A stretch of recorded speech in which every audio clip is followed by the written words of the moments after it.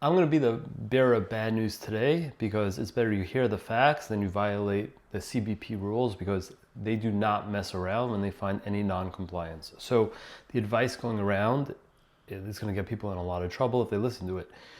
If you are using 321 to import products into the US, or you were using it, and now you have to import them regularly, you must price the items at the retail price, the price you are selling it to your customer at. You cannot price it at your cost.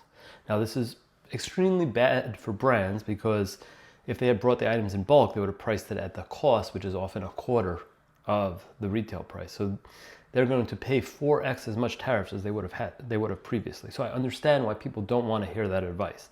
However, the rules are pretty clear. And let me go through some of the fake news that's going around that people are hearing and spreading because it's what they want to hear. So first of all, they're like, well, I can just use my broker as an importer of record, file a entry type 11 or an O1, and then I can pay the import, the duties at my manufactured cost. Like, those words might sound good, but there's no basis in law on that. That's not a thing, okay?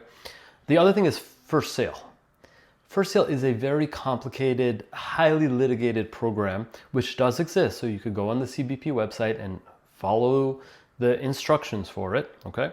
But it doesn't mean you just put the cost down, okay? First of all, you need to indicate on every package or every shipment that you're using a first sale, not the current price. That's gonna get them to look at it. So you have to declare it. If not, you will face massive penalties. And when you look at it, when you declare it, expect it to be looked into. The compliance requirements are very significant to utilize that. It is far beyond the ability of a small e-commerce brand. It's just not worth it for a small e-commerce brand to try to comply with that.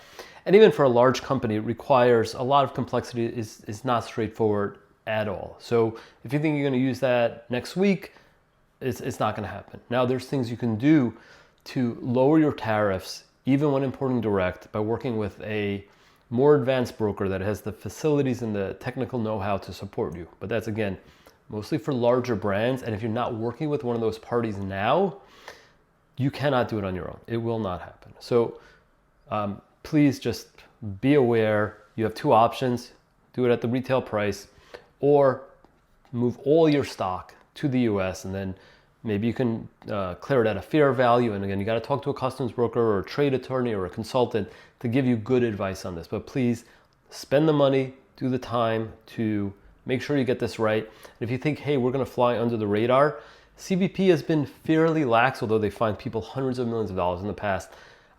Their posture's changing now that T86 is reduced by, 75%. They have the time to check all of them. And the other thing that people are saying they're going to do is just change country of manufacture. If you're going to try to do T86 and just say it came from a different country, there's a high possibility that they're going to look into it now that they have more resources, because there's fewer of them. You do not want to get caught misdeclaring your products. So again, I'm sorry to be the bearer of bad news, but it's better that you hear the bad news than you violate these rules. Thank you for watching. I'll update again. Have a good day.